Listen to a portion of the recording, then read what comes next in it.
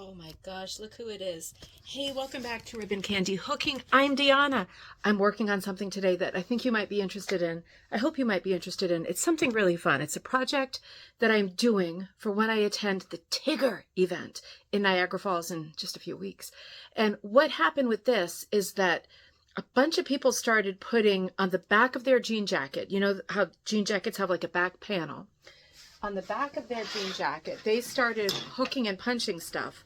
And then it became a thing, an unofficial thing. And this is what I'm talking about. When you have a panel that's like on the back like that, you know, it's usually, there's a big space. There's a big open canvas if you want to put something there. So everybody started doing it. And it seems like all of the cool kids were doing it. So I thought, I'm going to do it too. I'm going to give it a shot. And I ended up adapting one of my pictures that's about to be, one of my designs that's about to be in the Haunted Rug book. I adapted it to fit this jean jacket. 2-for-1 special, time-wise. So let me show you what I'm working on here. It's been a lot of fun so far. Okay, so I have this witch here. This piece in the book is called Take Me With You. And it's just a little witch that I did in odd colors. You know, she's got a blue face, she's got a pink dress, she's got kind of a dark green hat and blue hair, and the hat is a little bit cut off, right? A little anatomically incorrect, but a bit shapy. And then the birds here. I did the background in this neat sort of orange and gray. It's an over-dyed sort of patterned gray, lightly patterned gray. So it created an overall kind of modeled look in the background. And then I did a few lamb's tongues, you know, around the edge because I am a rug hooker after all. I got to have me some lamb's tongues. So she's ready to go. And if you can see, she's kind of shapy, like she's more the shape of the panel. The question is, let me grab my glasses. Is she the shape of this panel? Because it's still me. And yes, I have a degree in costume construction. So does that mean that I ever screw anything up? It pretty much means I screw stuff up constantly because, yeah, lots going on, right? So here's my panel. And maybe your jacket is a different color or a different cut, or maybe it's one of the really long ones. I've got a sleeveless vest because I'm 52 and I am hot all the time. So I have a sleeveless vest, and I'm going to want to put this right here, right in the panel. Obviously, I'm going to cut down the edges and stuff. I'm just getting, I didn't press this or anything yet. I don't know if I will. I probably will. I'm just getting a feel by feeling with my fingers to see how close I am. I'm pretty close, pretty dang close. I'm good on the top. I'm perfectly round at the top. I'm feeling stuff around the sides that isn't exactly perfect. So I'm just kind of shifting it over to do like a first blush. Like, where are we first blush? Oh, gosh. Okay, this is... That I see, said the blind man. Okay. This might be like a little bit of, did I do that? One of those? Maybe. So I don't know if you can tell, but what I apparently did, and yes, hi, I'd like to introduce myself. Hi, I'm Deanna. Yeah, my brain isn't always fully functioning. I think what I did was when I traced this panel, I trace the inside of the lines. You see what I mean? It falls right inside the lines.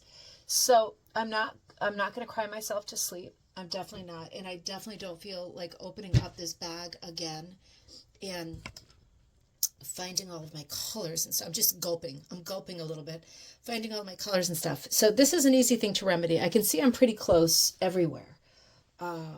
One of the things that I did in this piece that I really liked and had fun with was, I don't know if you can see in the body, she's got, I did a little bit of outlining with this.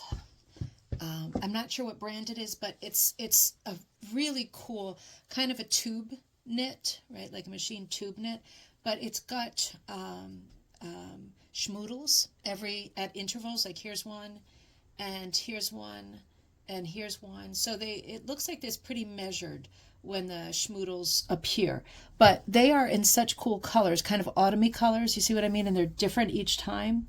I really like this skein a lot. I wish I did know who did this. Maybe I can do a Google Lens kind of a thing. It's very cool. But I got this into her dress, and that's part of what I think gave the dress some funky texture and a little bit of height, and it's schmoodly. So at worst case scenario, right? Because if I was like a normal person with any sort of self dignity, I might just extend it because I haven't cut it yet.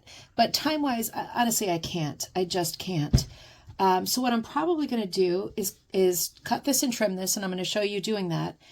And then I might just add some of my yarns around the edge. These might not be big enough. Let's think about what else we could do. Another thing that I could do is I could let out the edges a little bit like this, rather than doing it flush to the sides, to the borders. Could let the edges out a little bit like this, and I could whip the edges. So I have just a little bit more. I could whip it with these. I could whip it really good.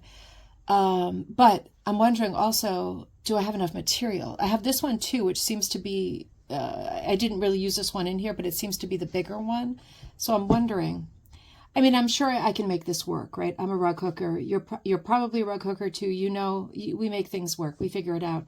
I think what I'm going to do, seeing that I'm a little bit off, just want to get a gauge. I am right inside that line. So my pattern is perfect according to how I did it, but it's not exactly perfect. One of the questions I have in my mind, if I'm going to let out the sides just a little bit, one of the questions I have in my mind is,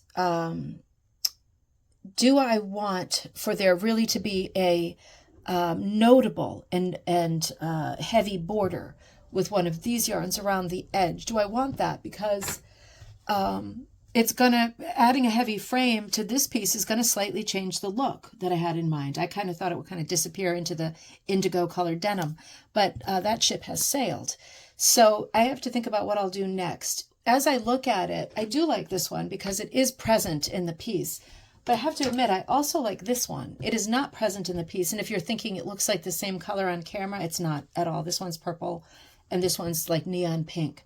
But I'll tell you what, as these things go, it could be that I could kind of alternate them, or it could be that I just do this foldy thing, which I think I will do, and maybe I'll use this one because this color weirdly lifts this whole thing, right? It's so bright and vibrant, but it still has the same schmoodlers or whatever I called these things, right? It still has kind of the same colors.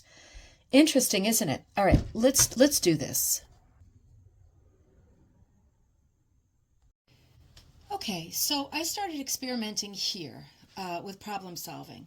And what I did was I just folded over the edge, like we said, just folded it over, just pinned it, right? I have a pin in it.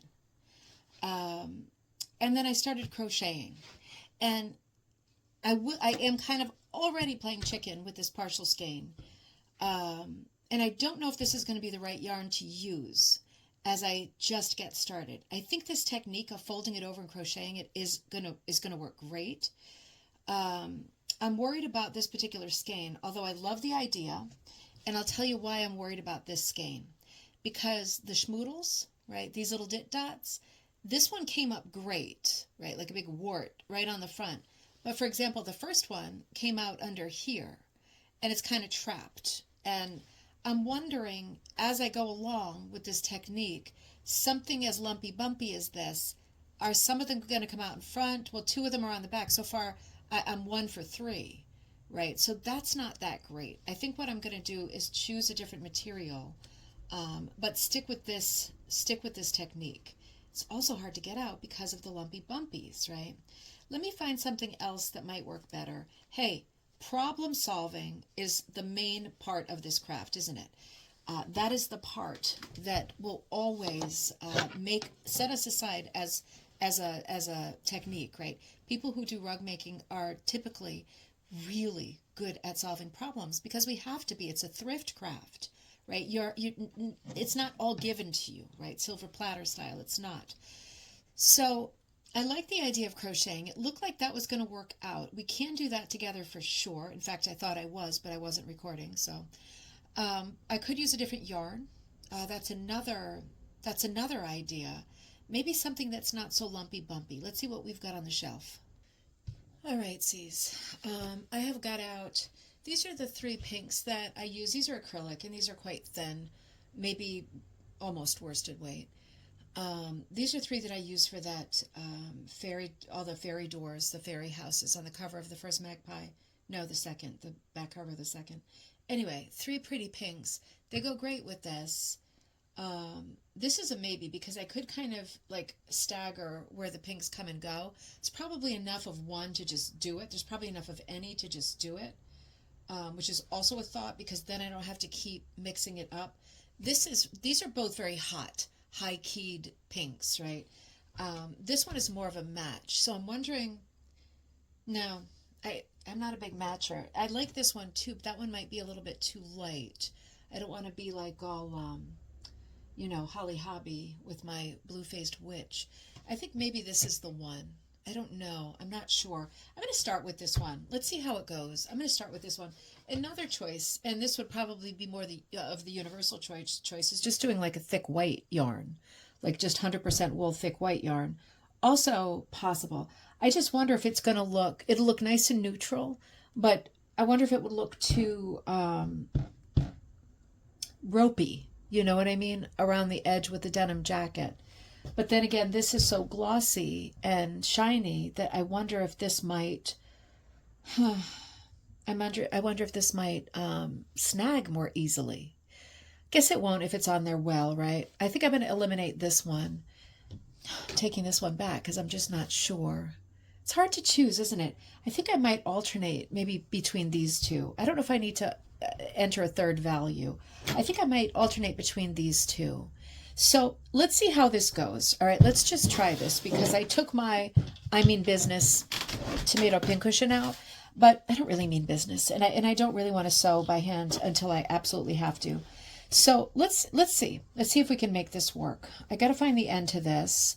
It might be that this is too thin and I have to double up. Let me figure all this messy stuff out before we get started. All right, let's see if this works. It's going to solve the problem, right? It's going to solve the problem without a lot of extra sewing, and it might even be a good thing in the end. Now, I've done that video on putting a crocheted border around your rug hooked piece or punched piece. So that is like an hour-long video, and that is really, that is the go-to video if you want to learn to crochet in this context. But I'm just going to do a little bit of it quickly here for us to see if it actually works. I never start at the corner, and I have this folded back, right? I just folded this back and squeezed it like this when I thought I was recording earlier. So I make like an envelope corner there, right? Because I don't want, I'll do it again over here. I don't want this big corner in the mix because it's going to make too much bulk. So it might be that I trim stuff down later, but for the moment, I kind of just fold it down like that, and then I would be doing something like this. This corner is going to be different. Actually, that needs more height. This corner is going to be different because it falls differently on the linen. I did this on a piece of scrap linen because it was a project of mine, right? It wasn't something I was sending to a customer. So I did it on a piece of scrap linen, which means it doesn't have a huge border. I wouldn't have done that to a customer, but I don't mind that myself. So I would have to fold it like this, all four corners as I go along, and then I stuck in a pin, and I'm going to stick it in like this. And what are the chances I'm going to hurt myself with that in a few minutes? It's 100%, isn't it? But that's how I'm going to get that corner done, and I've already done this over here. I don't want to start on the corner because I think it's too glaring, right? When you're figuring stuff out, it's too glaring when you start on the corner. I don't have it stitched down. I have it just loosey-goosey. I just folded it over and pressed it with my fingers like this, which means as I go, I can kind of roll it, right, and control the corner a little bit better. So let's see. I grabbed a rug hook because I'm lazy, and I probably should have got up and gotten a crochet hook, but this might work just fine. It looks like the right kind of tip, right? It looks like the right kind of head. It's got a good deep crook, and it's a bit pointy here, so I should be able to get through these two layers of linen. Let's see. I'm going to start where I stopped before. I can see my hole from before, so I'm just going to put the hook through. Remember, there is a very, very long and comprehensive video on this. if you want to do this technique, right? So I'm just doing it kind of fast, assuming if you like this technique of crocheting your edges, you might want to do this later, right? Another time. I'm just going to kind of go hole to hole for the moment. I'm hiding my tail as I go. If you're a crocheter, you know that story. If you're not, right, other videos for beginning crochet. I'm just going to see if it's even possible. And I can see, because it's such thin yarn, I can see I'm going to have to go into every hole. And already the rug hook is just a little bit big. So I might switch that out. But let's just get a feel for, is it going to work at all? It's already given me a little bit of a hard time. Hang on. Yeah, it's already given me a little bit of a hard time. Let's see. I'm going to start again. Sorry, everybody. I'm starting again. I'm going to give myself a bigger tail just because I'm just not sure. Let's see. And make it a little bit looser too. So I kind of pulled right down on that because I didn't want there to be any backing showing, but it can't be super loose or it ain't going to work. So let's see. You just do a few. And yeah, this tool is not the right tool. I really have to get my crochet hook. Yeah, I definitely have to get my crochet hook. That's irritating because now I have to find my crochet hook. Well, all right, let's do a to be continued. This is what I've got so far. Hard to tell if it's going to work or not. Gosh, why didn't I just do this out to the edges? Alrighty, I think we got this. Let's try again. I'm really insistent that we try to make this work. And the reason is I just in between went to pick up my son at school and I was thinking, oh, why don't you just, fold it over, stitch it down. If it's not the same, if it's not exactly right, it's not, could do that. I'll know that it's there and it'll drive me nuts. So, you know what I mean? And then I thought, well, just get a dang piece of quilt material and stitch it along the side, right? And fold it over and be done with it. And then I thought, nah, you know what? I don't want to do that because if I do that, then the decorative edging piece is going to be so much lower than the height of the hooked thing. You know what I mean? I'd like for this to be like a little bit fluffier and a little bit more high and lofty like these loops are. So let's see if we can make it work. Let's try one more time. And if it keeps fighting me and playing me, that all of these, I think we should be good. If it keeps playing me, I might give up. I only have so much in me before I get really frustrated. And I'm sure you feel the same way. So let's try. I took this little one. This is a letter E size. But yeah, yours might be different depending on your project. I'm going to do the same thing. I'm going to make a big tail. Let's just see if this works better. Do a single crochet. I think I am going to do double crochets just to give it a little bit more height. And this is already working better.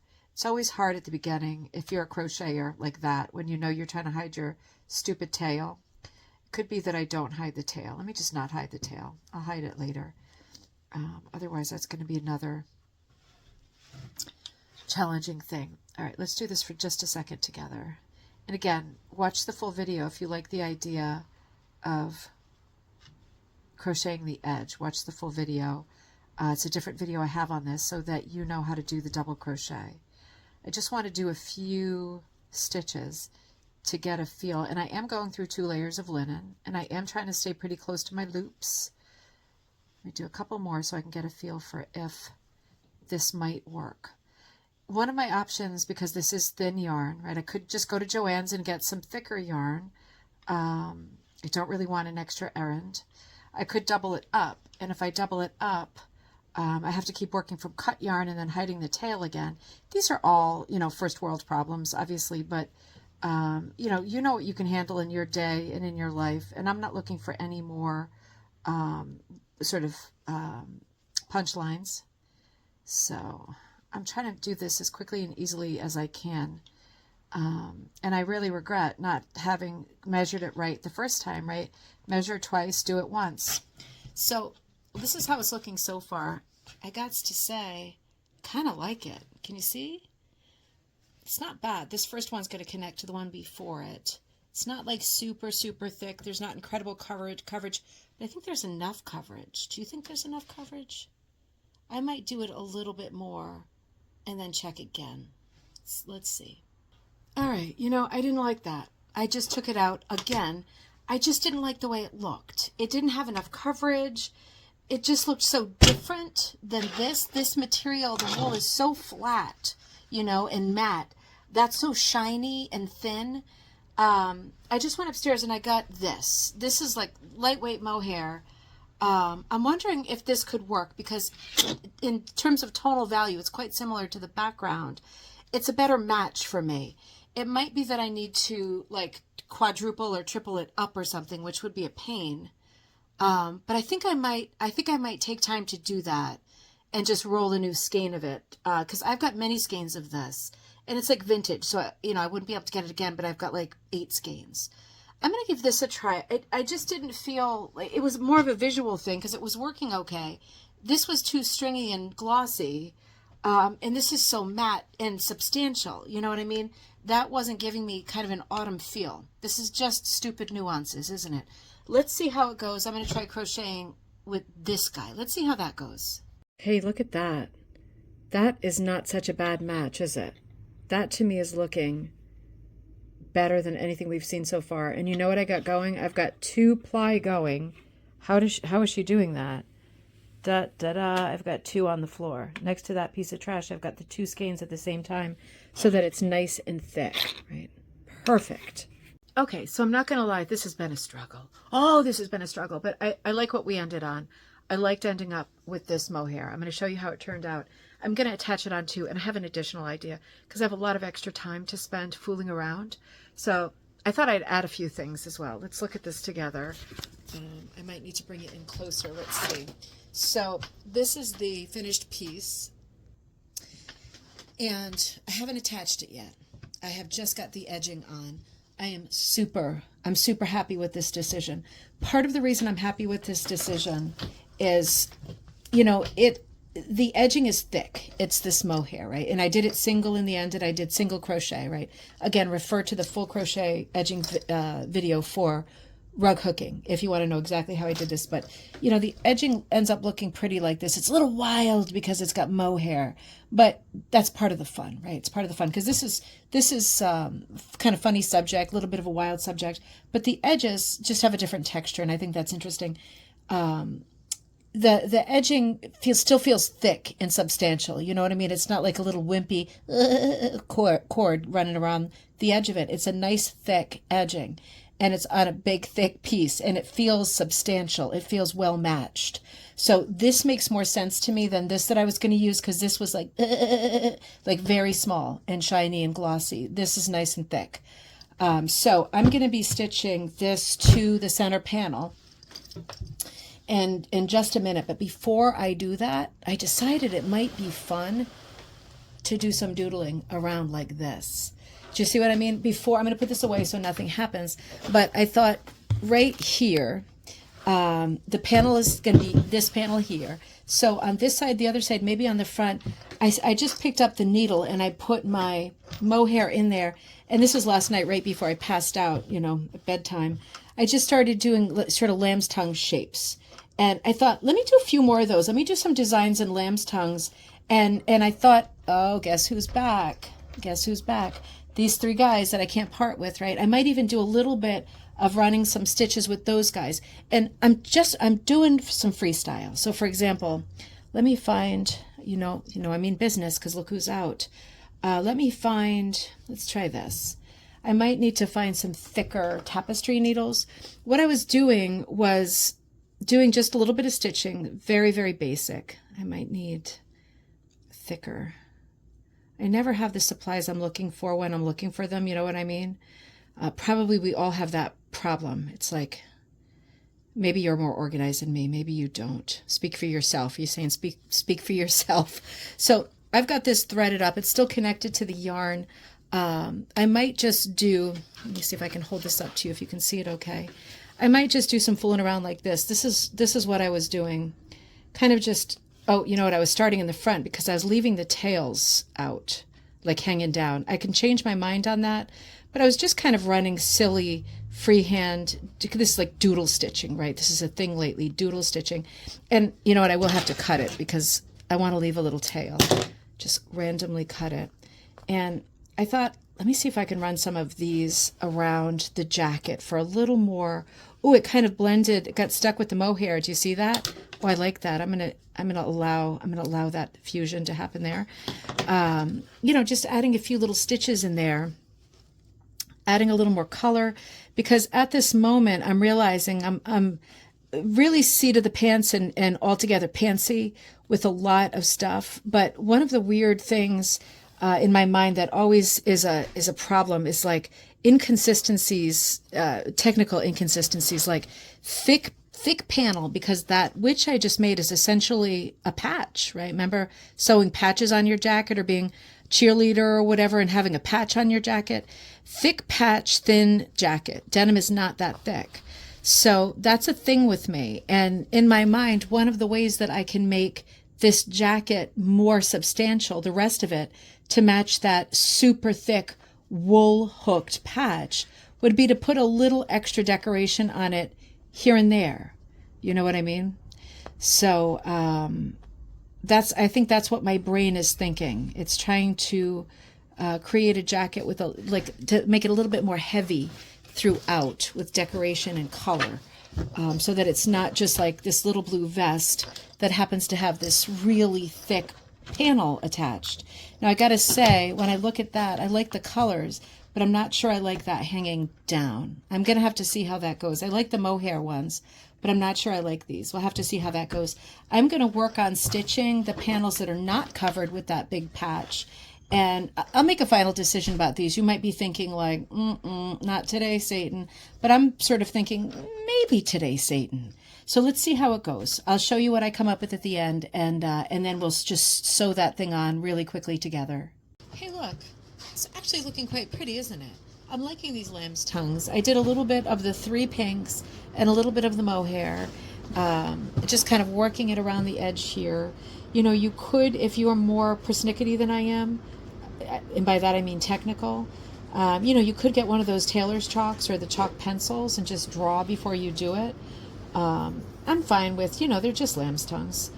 I'm fine with just kind of freestyling it, and I'm just choosing the colors of the yarn as I go, spacing it out, a little bit irregular, just like the border of the witch. And yeah, I'm going to do this on both sides, and then I'm just going to stitch down the center, but kind of happy with the way all this is going all of a sudden. Okay, so we have had some fun with this piece for sure, right? Being a little sarcastic. You know, with any kind of craft, you do really have to be ready to turn on a dime, right? If something's not working out, you have to be ready to go to something different, new idea, fresh idea. Try to fight through negativity, try to fight through all these weird, wacky, infuriating speed bumps. Because if not, you end up with a closet or a house full of UFOs, unfinished objects, that you never finish. You just have to keep going. So this is what we've got going. And I think the jacket came out great. You can see, this is the back of it I've got already. You can see I did some sorts of detailed stitching. Just, I mean, it looks like that, right? It's just a needle and thread, some basic embroidery. I put a few dots, lamb's tongue all over the sides, but not all over, right? I left these seams bare because my piece is going to get plunked down right here, and I didn't want too much busyness happening here, right? I want the focus to be on this, but I did all these lamb's tongues on the edges so that they're also on the front of the jacket and a little bit, so that there's some kind of continuity from front to back. I don't want to be like party in the back, and when you see me up front, I've got this austere looking denim vest on. I turn around and you're like, whoa, you should have warned me, right? I needed glasses for that. So I bring a little bit of the bright colors to the back and around the sides as well. And then I plunk her down, and she's right there in the center. She's going to fit great. In the end, I love the way that this mohair finish is, but I also know from doing the crocheted border, right, that if I try to sew through this thick piece, which is essentially a giant patch, and through this thick denim, that mohair is never going to be able to do that. I already know that because I'm a sewer. I'm not going to even try it. I'm going to do this instead. I'm going to go to my acrylic, right, my pink acrylic, because I know there's a lot of that present in the piece and in the lamb's tongues that I embroidered on. I'm going to do, I've got it single through the needle, right, just single, it's not double. I'm going to do a couple of knots, and, well, yeah, I did one really good one there. That never happens. Let's see. We'll do a second one. And I'm just going to sew it down. Now, let me bring you right in here. The tops, the sort of heads of the chain, right where I did the crochet stitch to do the binding. Remember, I have a different video that goes step by step on doing this kind of binding. The heads fall on the top like this, right? I'm going to be stitching through those. I don't want to be going around the edge, because if I go around the edge, it's going to be really glaring with this color, and I'm going to have to be very, very measured, right? So it doesn't look like it's sewn on like a mess. I'm going to go right through this line here like this. Let me show you what I mean. And I'm just, you know what, let me come up. Since I have so many knots already in the back, let me just come up here. You can pin your patch, your applique, onto your jacket if you want. If you feel more comfortable pinning it. I'm always sort of more comfortable when I'm, you know, seat of the pantsing it. But I've been sewing for a long time too. I'm going to come, let me make sure you can see me here. I came up here right in the middle of a crochet stitch, and I'm going to come back into a crochet. Say that 20 times, into the top of the crochet stitch, right? The chain on top. I'm not going to do it for every one. I'll hold it up to the camera in a minute. It's hard to see because it immediately got buried, which is what I want. I want it to be hard to see. I want it to be a little bit invisible. I want it to be fairly measured. I'm going to show you the top when I get a few stitches in, so that it looks professional. But I don't want to do every single stitch, right? That's overkill. I don't need to do that. So let me pull this down, and then I'll do a view. There's buttons. Here's Pedro the mailman. Let me show you from the top. See what I mean about they get buried fast? Right, so that's a good thing. See how I'm going to carry, this is my first stitch, this is my second stitch, I'm going to carry on all the way up the chain, but I'm going to be burying those stitches there in the middle of the top of the chain, right? Because you can hardly see them. And I'm not going to drive myself crazy with having them be absolutely equidistant and measured. I'm okay if they're imperfect, right? This is a patch on a jean jacket. But if you feel like you want to keep it really measured, you can count how many chains before you put the next stitch in, right? That also works fine. I'm going to zip around and get this done, and then I will model it for you. Another idea, if you are more of a speed demon with your sewing, is to do the back stitch like this. So you don't have to go from underneath, right? You make sure it's flat as you go, but you want to catch the material a little bit further along, and then come out, same thing in the middle of a chain. And then you gotta, and make sure you have plenty of material, right? Because this uses like twice as much yarn. But if you're good for that, you just want to go back. There's a reason why this is called the back stitch, right? And catch it right in the center. That part always stays the same. But this could save you having to make sure it's flat as you go along. And I'm going to, this is mohair, right? So it's like a little bit fuzzy wuzzies. Ooh, that's a sharp needle. Yeah, keep it flat. Catch your chain same way. But it does go, if you're comfortable with this, a little bit faster. If you're happy keeping it on your lap or whatever, and just doing really careful stitches, I have now got one pin in it because I felt like coming around this corner, I want to be really careful. But yeah, this is an even faster way to get her done. Not a bad idea on the corners to put an extra stitch, right? Because you don't want the corners, they're more vulnerable to wanting to flip up, right? You don't want that to happen. So just do like an extra stitch when you hit those corners. And otherwise, we're going to do a quick speed up of the back stitch. Remember, maybe 2 or 3 stitches at the corners. It is fiddly working from the front, but in terms of time, it's definitely worth it. We're going to speed up for a minute. And you stay there.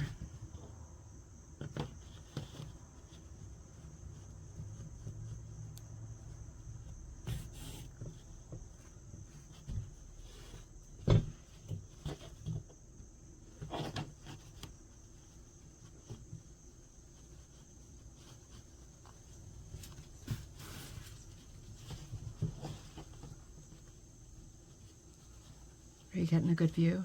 Yep.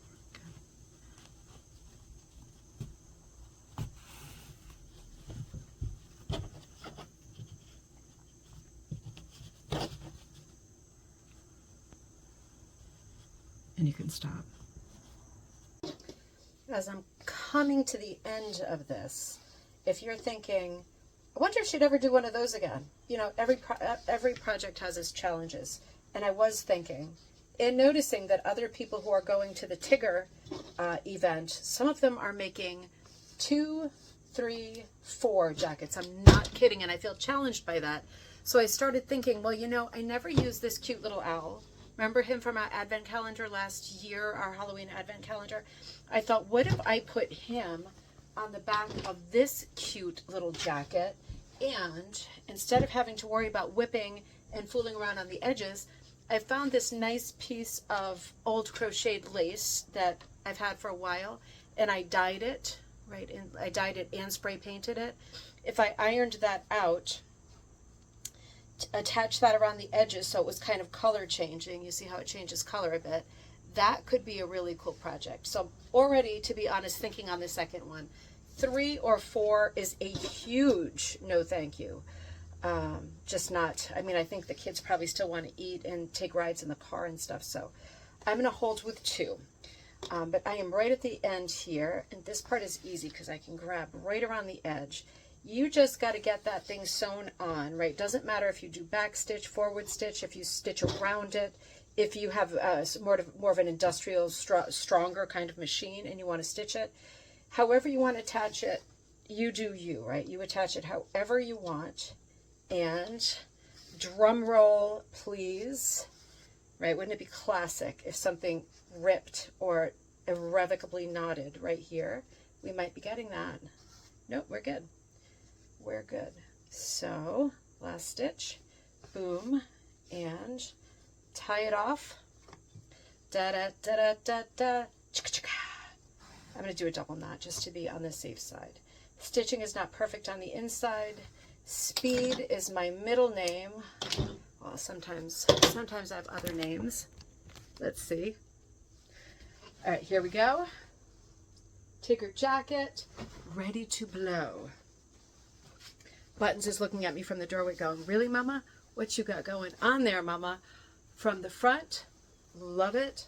From the back, da-da-da-da-da-da. Is it good? I can't see it. I hope it's good. I'll see you next time at Ribbon Candy Hooking.